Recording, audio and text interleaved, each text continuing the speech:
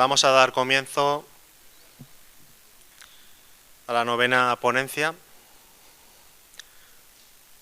titulada Violencia filoparental. ¿Podemos hacer algo desde el ámbito sanitario? Con nosotros tenemos a don Rafael Navarro Pérez. Él es licenciado en Medicina y Cirugía por la Universidad de Valencia, especialista en pediatría y sus áreas específicas, en el Hospital Universitario La Fe de Valencia. Es posgrado en Pediatría Social por la Universidad de Barcelona.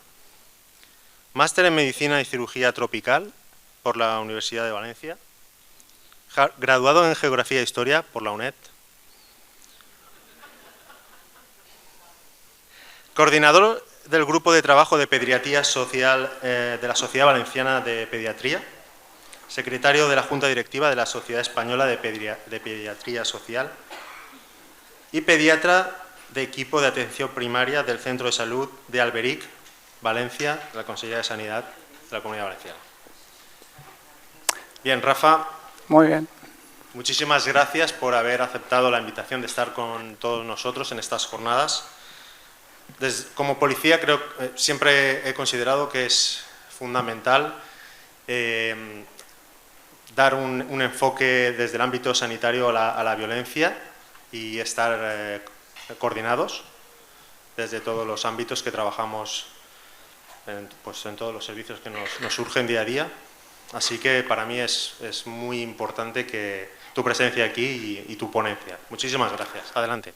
Muchas gracias, Joseba. Lo primero, agradecer en nombre de la Sociedad Valenciana de Pediatría, de la Sociedad Española de Pediatría Social, el que se nos invite a estas interesantísimas y densas jornadas. Y yo, como siempre me dejo a alguien, voy a dar las gracias en nombre de toda la organización a Joseba, que para mí es motor, es ejemplo de lo que es entusiasmo con tu trabajo, eficacia, eficiencia, que es que encima ha aprendido italiano para recibir a nuestros compañeros italianos. Con lo cual, yo creo que el aplauso, se lo merece ya. Y es el segundo de la jornada, ¿eh? Bueno, el título de la ponencia tiene trampa, porque no es una pregunta, es que es una afirmación. Es decir, podemos y debemos hacer algo desde el ámbito sanitario. Os voy a hablar de atención primaria, sobre todo, que es donde yo trabajo y lo que yo más o menos controlo. Es decir, que no se tendría que titular en pregunta, se tendría que titular en afirmación. Y yo, cuando Joseba nos invitó, digo, ¿yo qué pinto? ¿Qué pinta un pediatra en un foro de estas características? Y mi querido juez de Milán, Alexandro, me ha dado la respuesta. Esa horizontalidad que tiene que haber entre los diferentes profesionales que trabajamos con niños, niñas y adolescentes, yo creo que justifica que la tercera pata de la mesa, que es el ámbito sanitario, debe estar presente en este tipo de foros y de jornadas. Ámbito social, ámbito educativo, ámbito sanitario y una cuarta pata que se nos olvida, que son las fuerzas de seguridad del Estado, ¿no? La Policía Local, Nacional, Guardia Civil y demás. Dicho lo cual, yo represento...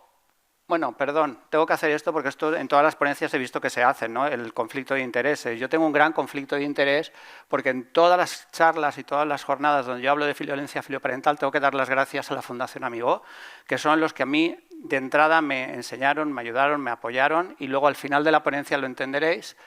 Y en especial al grupo de la Casa de Colonias de San Vicente de Godella. Les debo, esta es mi gran deuda de gratitud, no tengo ningún otro conflicto de intereses, sino agradecerles que me hayan introducido en este tema. Y estos somos los 16 compañeros profesionales, algunos pediatras, hay también trabajadores sociales sanitarios que forman el grupo de trabajo de pediatría social. Ahí tenéis el email, el contacto, por si queréis poneros en contacto con nosotros. Joseba lo tiene, pues un poco para... pues si surge alguna duda o queréis que comentemos alguna cosa.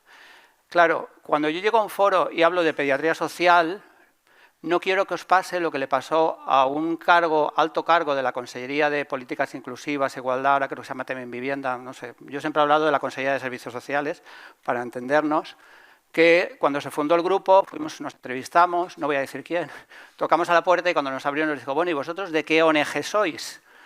Entonces dijimos, mira, no somos de una ONG, somos un grupo de científicos, pediatras, que trabajamos el tema de la pediatría social.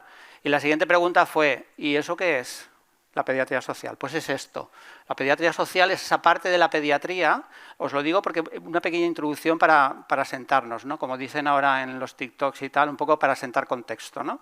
La pediatría social es esa parte de la pediatría que se encarga de dos cosas, de estudiar cómo los determinantes sociales pueden influir en el estado de salud del niño, niña y adolescente o del menor de edad, y al revés, biunívocamente, cómo la pérdida de ese estado de salud, es decir, el estado de enfermedad, puede influir en su entorno social.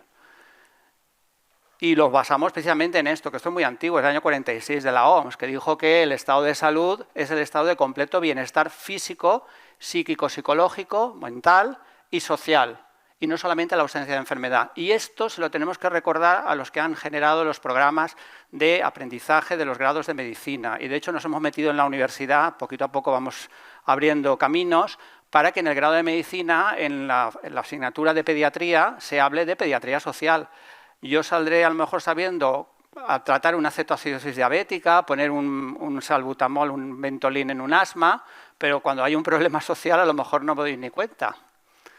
Porque la pediatría social es transversal y esto es la gran pelea que tenemos los pediatras sociales. Todos los pediatras tenemos que ser sociales, evidentemente que sí, pero sí que es verdad que tiene que haber una transversalidad en todas las disciplinas, porque estudiamos determinantes que afectan a la salud de los niños, los determinantes sociales de la salud, determinantes que no solamente... La tercera pregunta que nos dijo esta persona de las altas esferas fue ¿y qué venís a hablar del tema del maltrato? No, perdona, es que no solamente es maltrato. Ahora sabéis que hemos cambiado y hablamos del buen trato, de las buenas prácticas, pero es que hablamos de muchas más cosas, luego lo veréis. ¿Por qué? Porque otorgamos a la pediatría una visión social, que eso es fundamental. Valoramos la diversidad. Yo tener en mi consulta 10 nacionalidades distintas, para mí es enriquecedor. ¿Por qué? Porque la multiculturalidad es una fuente de riqueza. A mí me encanta que me cuenten las madres pakistaníes cuáles son sus hábitos de comida, cómo se cargan, qué significa esto que llevan los niños aquí en la cabeza, estos son los hindúes, ¿no? Me gusta, luego evidentemente tendré que intervenir porque si solo se basa su dieta en arroz, pues probablemente hagan anemias ferropénicas, entonces tendré que un poco que intervenir para aconsejarles, ¿no? Pero es algo enriquecedor. O como, por ejemplo, la migración es un acontecimiento vital, alguien que es capaz de coger una patera, venirse en patera, todo lo que pueden pasar, simplemente para salir de una situación que a priori va a estar mejor que donde están, eso es un acontecimiento vital. Entonces yo en mi consulta de pediatría lo tengo que valorar como algo positivo, no como algo negativo. Y os tengo que decir que los pediatras sociales hacemos mucha política, que no partidismo, que es diferente, ¿no? ¿Sabéis la diferencia? Y yo voy a hacer mucha política, ¿por qué? Porque me interesa. Y me interesa, por ejemplo, bueno, deciros que no somos exiliados de la ciencia, como pensaba esta persona, tampoco somos trabajadores sociales, no le vamos a quitar el trabajo a los trabajadores sociales, trabajamos conjuntamente con trabajadores sociales, tanto sanitarios como del ámbito local, de los equipos municipales. Tampoco es ese compañero raro interesado por las desgracias humanas. Yo me acuerdo cuando estaba de guardia residente que decían, cuando viene un caso social, para Rafa, que estas cosas le van. O sea, no es una cuestión... Y esto lo hemos discutido con el presidente de la Asociación Española de Pediatría, que cuando lo invitamos a nuestros congresos y a nuestras jornadas, siempre dice, es que vosotros, como tenéis esa especial sensibilidad, digo, vamos a ver, yo no tengo especial sensibilidad a... Por ejemplo, saber cómo se trata una gastroenteritis, pero tengo que saberlo, ¿no? Pues esto es lo mismo, tengo que saber cómo se trata un problema social, ¿no? Entonces, lo que os decía, estos son cifras que tenéis ahí, las podéis recoger, pero es que yo me quedo con la imagen. O sea, que se consienta esto en pleno siglo XX, pues esto fue ya en pleno siglo XXI, o sea, esto es, bueno, un crimen de lesa humanidad para mí. Pero no nos vayamos a esto, vámonos a un entorno un poquito más cercano, ¿no?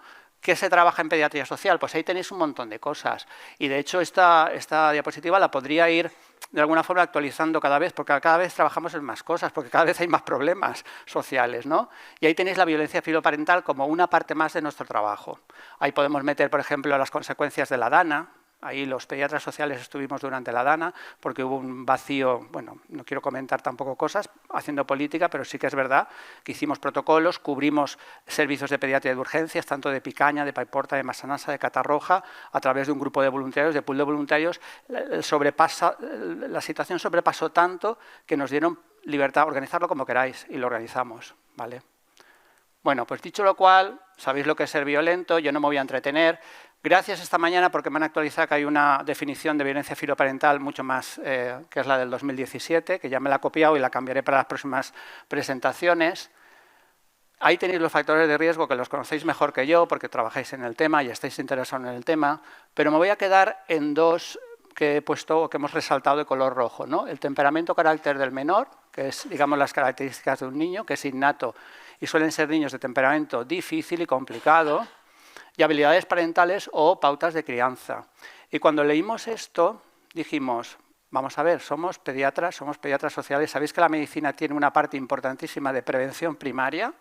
Si yo pudiera, os habéis dado cuenta que durante todas las jornadas se está hablando ya de niños maltratadores, pero si yo pudiera prevenir, o sea, tener como una bola de cristal y decir, uy, madre mía, como esto no se solucione, como esto no se enderece, como no hagamos algo, abocamos a que esta familia sufra violencia filoparental, donde, como han dicho muy bien aquí mis compañeros, todos padres, progenitores, vamos a hablar de progenitores, que el lenguaje es importantísimo, gracias Pura, es verdad, el lenguaje es muy importante. Los progenitores, hijos, hijas y los adolescentes son víctimas. ¿Podríamos hacer algo? ¿Se podría hacer algo? Vale. Pues eso es lo que me contestaron mis compañeros, en general, la profesión médica pediátrica. No, yo no puedo hacer nada, esto no es de mi competencia, esto, nada, servicios sociales. Además, yo no estoy formado en este tema, yo sé tratar una cetosis diabética, que probablemente veré una en mi vida profesional en el centro de salud, o dos, pues la semana pasada yo vi una, y no me acordaba de papa, de qué había que hacer, con lo cual lo mandé al hospital, un poquito estabilizado y ya está. Entonces, yo no quiero trabajar. Y eso, no quiero trabajar en este tema. Entonces, ¿qué propusimos al colectivo pediátrico desde el grupo de trabajo? Pues, en primer lugar, acercamiento al tema, que supieran que esto existe, es que no lo sabían. No sabían que habían familias donde los hijos, hijas y adolescentes maltrataban a sus progenitores o a sus tutores legales. Además del acercamiento, identificar factores de riesgo, es decir, si yo los identifico y puedo actuar sobre ellos, quizás no llega a esas situaciones donde estamos hablando de medidas cautelares, de libertad vigilada, ¿no? Podría ser interesante, ¿no os parece? ¿No? ¿Qué más? Detectar casos ya existentes, ¿vale? Y ahora os diré por qué creo que es fundamental nuestro papel.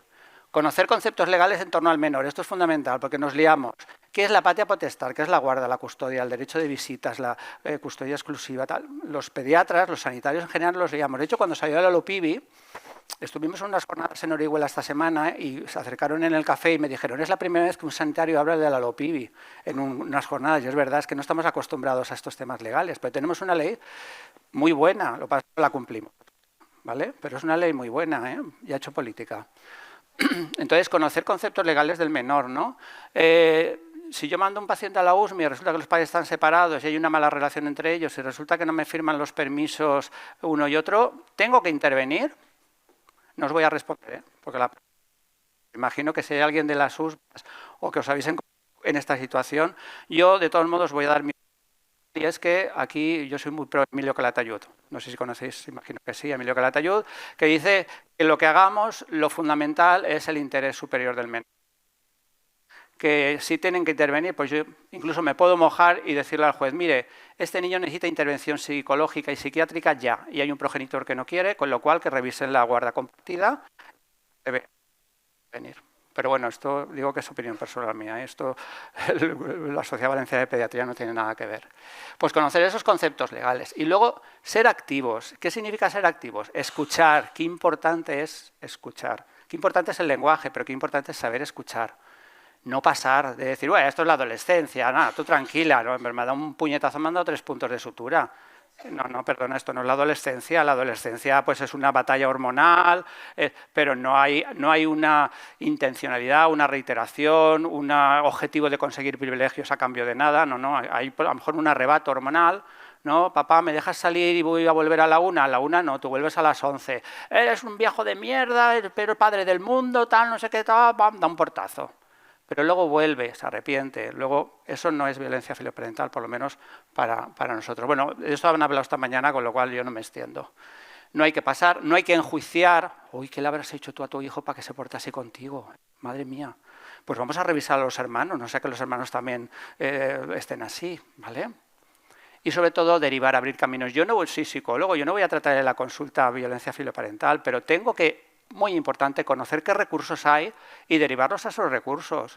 O O sea, el proyecto Conviviendo para mí me parece un proyecto fantástico, ¿no? Además, la buena noticia que cumple 10 años en Valencia y que encima se han aumentado las dotaciones, ¿no? Me parece que es así, si me equivoco me lo decís. Y me parece, yo los derivo desde atención primaria, además se lo digo, mira, llama a este teléfono, habla con ellos, porque es un elemento más a tener en cuenta. No es cuestión de mandarlos a la USMI o al psiquiatra, de eso luego hablaremos. ¿Y por qué os decía que tenemos que intervenir? Porque yo siempre lo he dicho, los pediatras tenemos una posición privilegiada. A nosotros los niños nos los traen, o sea, nos los traen o porque se ponen malos y nos los traen porque está tosiendo toda la noche y no puedo dormir, o porque tiene mocos, o porque está con 40 de fiebre, o sea, que vienen a la consulta, no tenemos que ir a buscarlos, o bien porque forma parte del programa de salud que tiene Consellería de Salud Infantil, bueno, el de lactante y de infanto-juvenil, ¿no?, del periodo escolar. Y sabéis que en el periodo escolar se contemplan una serie de revisiones, como es al inicio de la escuela infantil. Ahora es que ha cambiado porque ya no es obligatorio, pero sí que intentamos mantener las revisiones en periodos donde hay también vacunación. Entonces sabéis que a los 3 años, cuando van a iniciar la escuela infantil, en principio hay vacunación, ahí vienen. También al inicio de la educación primaria, que suelen ser 6 años, 5 o 6 años, también hay vacunación, también vienen. Luego a los 12, que es el inicio de la secundaria, y luego cuando van a pasar a la edad, bueno, al médico de familia, digamos adultos, que es la revisión de los 14, aunque pasan a los 15. No me preguntéis por qué en primaria pasan a los 15, en hospital pasan a los 14 y legalmente pasan a los 18. O sea, esto es una sinrazón que no tiene ningún sentido. Los pediatras reivindicamos que sea, bueno, pues a los 18 unifiquemos, pero bueno, de momento, antes era a los 7, o sea que hemos ido avanzando. Ya veremos si lo alcanzamos. Bueno, esos 4 puntos los padres van a acudir. Y entonces les dijimos, bueno, vamos a hacer la revisión escolar en esos puntos y van a venir. Si os acordáis, esto se lo debo a una psicóloga de la Casa de Colonias de San Vicente, a Pepi, porque me lo dijo tan claro que dije, vamos a hacer un cuadro muy gráfico, y este es el cuadro, ¿no? Si yo conjugo esas 2 variables, esos 2 factores de riesgo de padres según sus habilidades parentales en un eje, en este caso el vertical, y en el eje de ordenadas horizontal pongo el temperamento del niño, voy a conjugar esas 2 cosas. Y tengo, vamos a bailar a lo fácil, ¿no? Padres súper hábiles y niños que son muy fáciles. Y ahí tenemos a Caillou. No sé si estos dibujos los conocéis porque son de la época de mis hijos, pero bueno, Caillou es súper happy flower, es un niño súper feliz, los padres son súper buenos, mundo color de rosa, todo es maravilloso. Entonces, claro, padres muy hábiles, niños en principio muy fáciles. Muy fácil, aquí no hay ningún problema y aquí pues está tranquilo que no se va a desarrollar de entrada a priori si no hay ningún cambio que puede ser violencia filioparental. Vamos al contrario, es decir, niños con temperamento muy difícil y padres muy poco hábiles. ¿Qué nos aparece? Bart Simpson, que supongo que lo conocéis, ¿no? Padre, un desastre. Bueno, yo creo que ahí la que lleva la cabeza un poco pensante es la hermana y un poco la madre. De hecho, tuve que ver Los Simpson para hacerlo porque no los conocía muy bien. Y luego él, que es un trasto, entonces ahí la verdad es que hay mucha dificultad y probablemente sea muy difícil y mucho trabajo, ¿no? Yo digo que mientras sean menores tiene que haber una esperanza y luego cuando sean adultos pues ya veremos, ¿no? El problema es en los tonos de grises, en lo que es ni blanco ni negro, sino una mezcla, ¿no? Es decir, vamos a juntar, por ejemplo, progenitores con habilidades parentales muy hábiles y niños o niñas y adolescentes, es decir, hijos, hijas y adolescentes con carácter muy difícil. Y ahí tenemos a Stitch. No sé si va el puntero, por cierto, no. Bueno, sabéis quién es Stitch, ¿no? Stitch es un marciano que es un trasto, es un desastre, y la niña hawaiana que lo cuida y lo controla y tal, tiene muchas habilidades, ¿no? Pues ahí hay mucho trabajo que hacer, pero la verdad es que se puede trabajar, se pueden hacer cosas. Y la otra escala de grises, en el otro extremo, está aquellos padres o tutores, en este caso, que son muy poco hábiles, y el niño, la niña y el adolescente pues son de carácter fácil, ¿no? Como es Matilda, ¿no? Matilda es una niña que vive con los tíos no sé si sabéis que tienen poquitas habilidades, ella es muy lista y parece como que está cuidando ya a los tíos, ¿no? A los que en teoría tienen que cuidarle. Pues si conjugamos estas 2 cosas, igual podemos por lo menos sospechar que puede haber un riesgo de que a la larga haya una violencia filioparental en esa familia. Entonces, ¿qué hicimos? Pues utilizando un cuestionario que tiene la Fundación Amigo, que además está en su página web, que a mí me encantó, vamos a elaborar un cuestionario que podemos aplicar en las consultas. Pero es que fijaros, se puede aplicar a los 2 o 3 años, o sea, en la revisión del inicio de escuela infantil, yo puedo sospechar, entre comillas, sin poner etiquetas, evidentemente, sino simplemente como ayuda, como una herramienta de ayuda, si esos padres van a tener a la larga problemas o no. Entonces, luego os diré un poco cómo está estructurado, lo tenéis también, lo tiene Joseba y si no se lo pasaré, pero bueno. Si es un niño fácil, que todos conocemos lactantes fáciles y niños fáciles, un niño que duerme las 8 horas, que ni te enteras que está durmiendo, que empiezas la complementaria con las papilas, que coge la cuchara para comérsela él, o ahora con el baby led weaning come solo, solo le falta prepararse la comida a él, o sea, es muy fácil y de un temperamento muy fácil, no llora, se conforma con todo, está siempre riéndose, está feliz. Claro, ahí tenemos un niño fácil. Por el contrario, el niño de temperamento difícil es el niño que te escupe la papilla, que te tira la cuchara, que está llorando sin parar, que por la noche se despierta, que busca mucho el apego, lo que hablamos, que no estoy diciendo que sea mejor o peor, entenderme, estoy describiendo solamente temperamentos, ¿no? Niños que en la consulta, a mí me han llegado a dar un bofetón en la consulta por no vacunar, o venir la madre y decir, mire, es que ha mordido a un niño, pero bueno, es que esto son cosas de niños. Digo, no, perdón, esto son cosas de animales, los animales muerden, los niños no deben de morder. No, te viene ahí con la señal de la mordedura de la guardería y luego el conflicto que se genera entre los progenitores. Bueno, pues este sería un cuestionario que podríamos pasar. Luego hay un grupo de preguntas que habla de las habilidades que tienen los padres ante situaciones de conflicto, ¿no? ¿Habéis renunciado a algo vosotros por intentar un poco conformarle? Y te reconocen que sí, niños de 3 años están de alguna manera decidiendo si los padres se van a pasar el día por ahí, si se van a cenar o no. Mira, yo no voy porque es que vamos a un sitio y se pone a llorar, todo el mundo nos mira y nos tenemos que ir y casi prefiero quedarme en casa para todo esto, ¿no? También si hay criterios comunes en la pareja, ¿sí? Si hablan el mismo lenguaje, ¿no? La madre que se pasa el día fuera y a lo mejor es el padre que se hace cargo del menor, llega y empieza a hablar con él y todo lo que ha hecho a lo mejor el padre en ese momento o la madre en ese momento pues se derrumba, ¿no? Llevo todo el día para que no haga eso y ahora resulta que tú llegas y lo haces. Y entonces el menor escucha y enseguida sabe por qué pie coge a cada uno e intenta entrar por donde cada uno cogea, ¿no? Habilidades parentales. Luego tenemos el otro test que también es parecido a los 5 o 6 años, inicio de la primaria, con grupo de preguntas que habla sobre el temperamento y carácter de los niños, adecuadas a la edad, habilidades parentales y, bueno, y la primera parte que son acontecimientos estresantes. Y esta es la que pasamos, o se pretende que es pasar a los 11, 12 años, el inicio de la secundaria, y a los 14 y algunos incluso con 15, para el paso a la edad adulta. Si os fijáis, de la 11 a la 17 están en rojo. ¿Por qué? Porque estas preguntas ya detectan que hay violencia filoparental en la familia y a lo mejor no han caído en la cuenta. No, lo digo en serio, ¿eh? O sea, por ejemplo, preguntas como ¿alza su hijo el tono o le grita cuando le dice usted que no? ¿Le amenaza sobre todo cuando le impone un límite, una norma? ¿Le humilla o se siente menospreciado por ella? Ya llevamos todo el día diciéndolo, lo sabéis, sobre todo madres humilladas por los hijos, eres una inútil, no vales para nada, eres una tal. Rompe, golpea, destroza objetos, ha llegado a alzarle la mano o incluso a pegarle. El uso de la violencia física es continuo, la ha empujado. Yo recuerdo, por ejemplo, estar en la consulta y venir una señora a pedirme unos volantes y tal para el hijo que tenía y tal, y llevaba una brecha y entonces, claro, ahí tienes que estar atento también a ver qué había pasado ahí, ¿no? Y entonces yo le pregunto porque hay confianza, eso es la ventaja que tenemos yo creo que en pediatría, que los vemos desde prácticamente el nacimiento hasta que se van de adultos, entonces hay cierta confianza. Y pregúntale, oye, ¿qué ha pasado? Pensando en violencia de género, que es que no se nos tiene que escapar. Cuando una mujer viene con una herida llamativa, las que se ven en la cabeza, no, nada, pues mi hijo que se puso nervioso, sí, porque llegué tarde, no estaba en la cena, tal, no sé qué, y me dio un golpe, y, bueno, pero fue sin querer, como que sin querer. ¿Cuántos puntos llevas? 4 puntos de sutura, y eso ha sido sin querer, y no ha pasado nada, o sea, claro, es que mi hijo, ¿qué voy a hacer? Poco lo que hablábamos, ¿no? La impotencia que genera eso, ¿no? De decir, es mi hijo, ¿qué voy a hacer? ¿No? Bueno, pues se pueden hacer cosas. Lo primero es escucharle. Eso es lo primero, ¿vale? Pues esto es lo mismo, ¿no? Entonces, según, dependiendo, pues se puntúa. Estos cuestionarios, pues la primera parte habla de datos familiares y acontecimientos estresantes, qué importantes son los acontecimientos adversos de la infancia.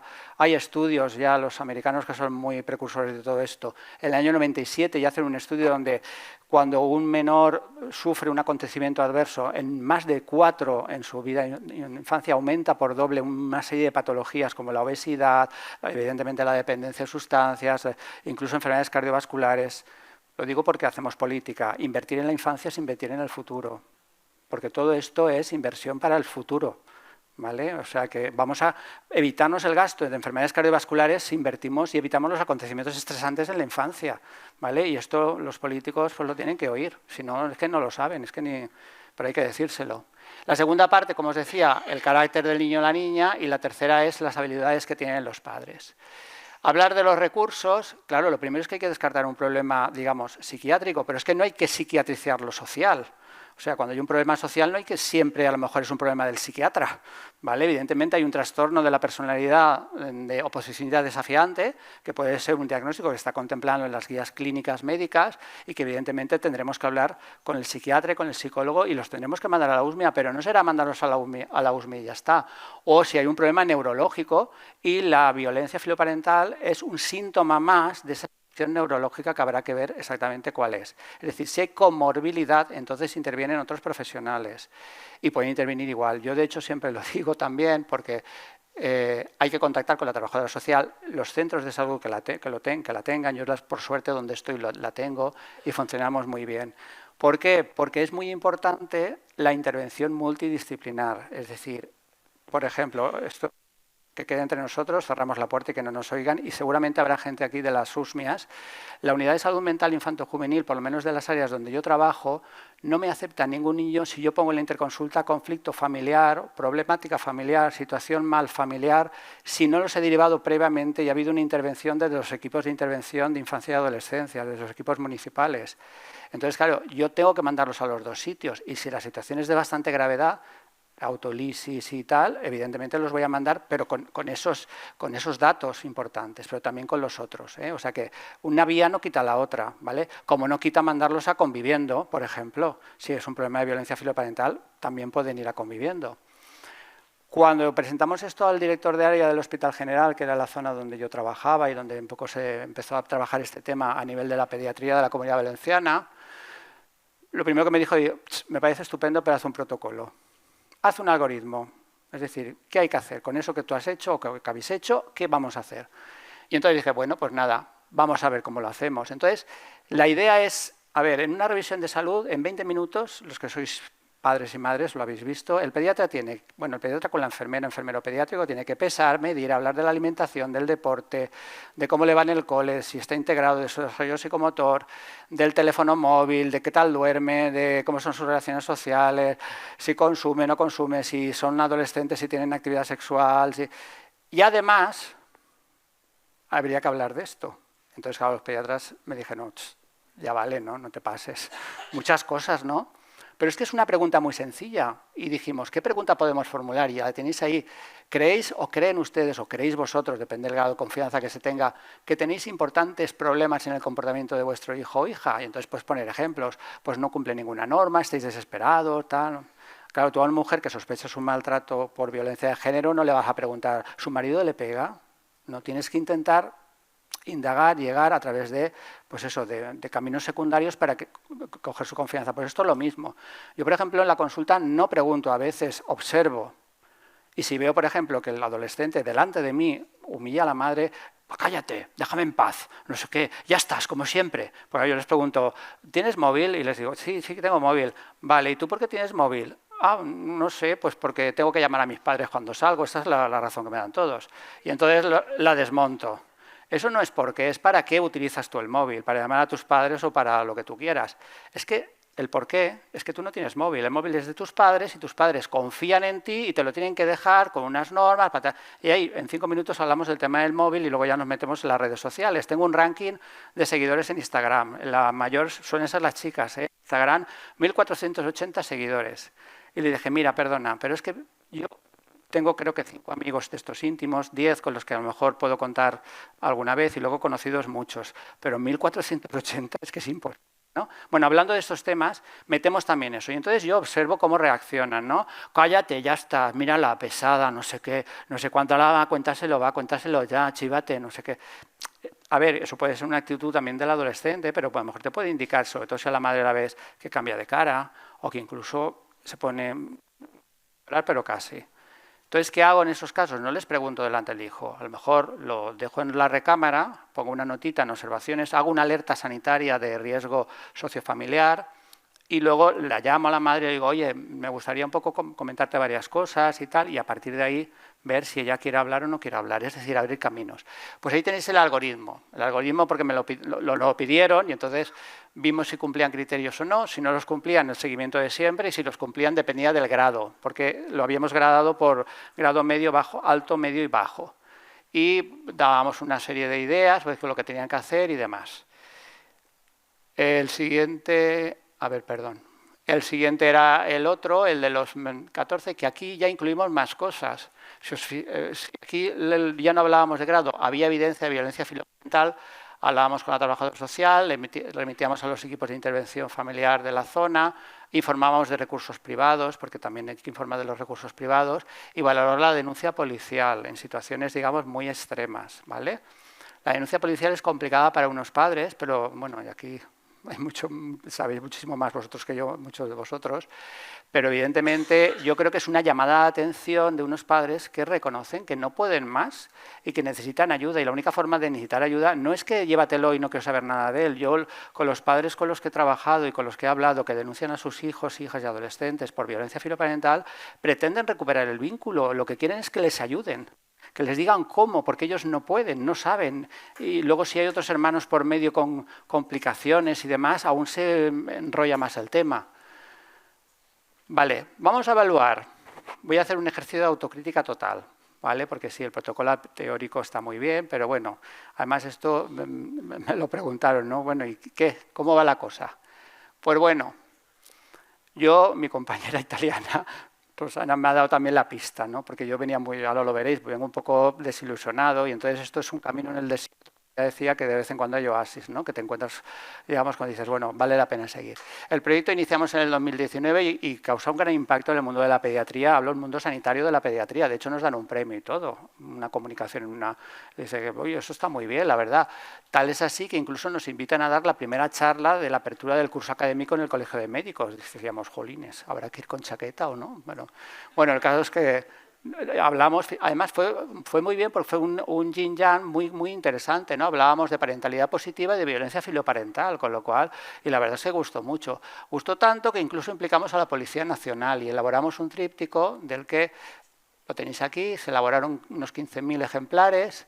Aquí hablo que se cierra la puerta de la guerra de los logos, o sea, lo que más costó en el tríptico fue qué orden tenía que seguir los logos. No es verdad, no sé, los que habéis hecho este tipo de intervenciones a veces suele pasar, pero bueno, lo importante para mí no era el orden de los logos, sino el contenido y que saliera adelante, ¿no?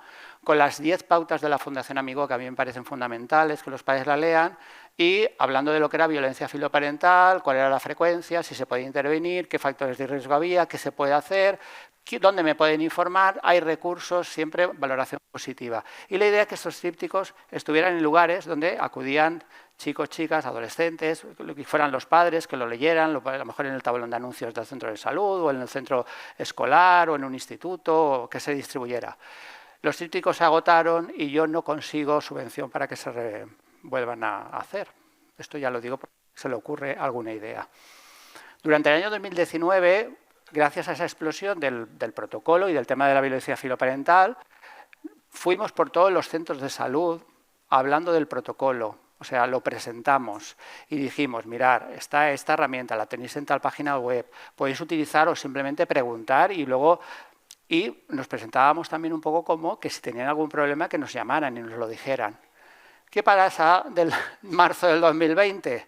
Que nos confinan a todos, llega el COVID y las prioridades sanitarias cambian totalmente. Yo no digo que ya no interese la violencia filoparental, pero interesan otras cosas, ¿no? Los sanitarios, sabéis que vivimos en una situación pues, de bastante... Bueno, todos en general, evidentemente, ¿no? Como una situación como la pandemia. Pero prácticamente hasta diciembre del 21 no retomamos el tema, porque hubo ahí un parón bastante aislado. ¿Y cómo lo retomamos? Pues nada, participando en foros, nos invitaron al tercer Congreso de Violencia Filoparental, en concreto me invitaron a mí, donde presenté y donde conocí a Joseba, a congresos nacionales y luego incluso a un congreso de la Asociación Portuguesa de Pediatría, de la Sociedad Portuguesa de Pediatría, que les interesó mucho el tema. Y además competimos con temas tan importantes como cardiopatías congénitas, como sepsis neonatal, y de repente se hablaba de violencia filioparental en un congreso y la sala estaba bastante llena, y además en castellano, que yo no hablaba portugués, y las diapositivas las hice en portugués, pero tuve que hablar castellano.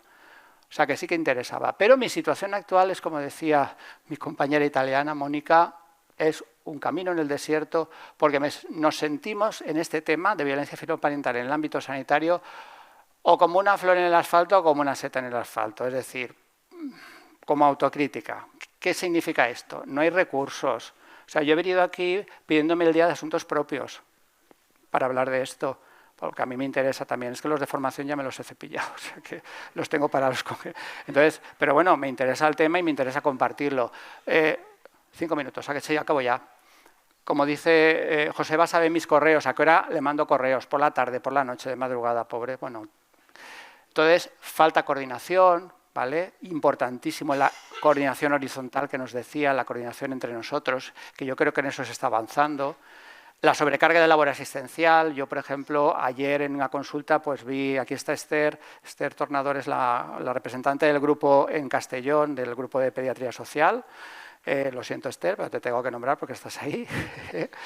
Y ella misma, yo ayer en la consulta creo que fueron 48 niños los que vi, 48 actos médicos. Entonces, claro, llega un momento donde estos temas siempre los sueles relegar para otro sitio. Entonces, lo único que se ha mantenido es un contacto no reglado. Es decir, yo tengo una consulta ocasional donde me derivan casos a mí personalmente por aquello de la mayor sensibilización, donde yo escucho a los padres, donde les hablo, donde les digo, donde les puedo orientar. O, si yo no puedo, traspaso esa información a mi compañero que me lo pide de primaria, de toda la comunidad, os lo digo porque, y me desplazo yo a los diferentes sitios de donde me llaman para hablar de este tema. Y me gusta acabar con esta frase de Mark Twain, que habla un poco de que no olvidemos que niños y adolescentes son seres en desarrollo, y él hablaba de que su padre no lo soportaba cuando tenía 14 años y que cuando llega a 21 le sorprende mucho lo que había aprendido su padre en todos esos años, ¿no? Entonces aquí realmente ¿quién cambia? ¿El menor de edad o el padre?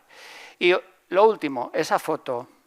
Como estamos de autocrítica y de confesiones, yo os lo voy a confesar porque pongo esa foto siempre que hablo de violencia filoparental en jornadas y sesiones. Eso es el Pantano de Sau, en Barcelona, no sé si lo conocéis.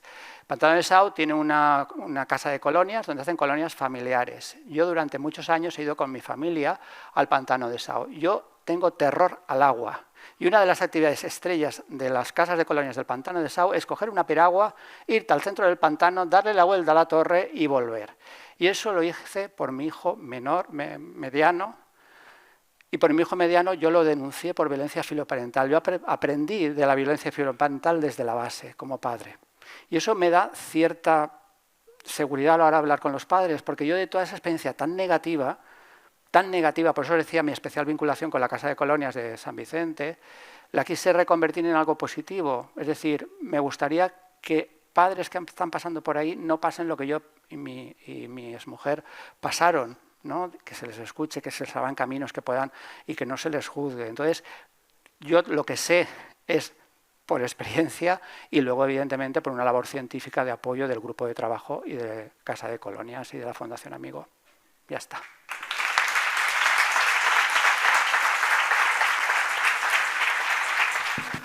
Magnífico, Rafa. Muchísimas gracias. La ponencia ha estado fenomenal. Te agradezco personalmente todo lo que has expuesto porque era necesario que tuviésemos en estas jornadas una intervención desde el ámbito sanitario y no estáis solos, no estás solo y nos tienes a Nules, que organizamos cada año estas jornadas, y a Sevifip, a la Sociedad Española para la Violencia Filioparental, y a Fundación Amigo y a todas las entidades que trabajan en este ámbito. Así que, nada, desde el Ayuntamiento de Nules y desde su policía local, te damos las gracias. Así Muy bien.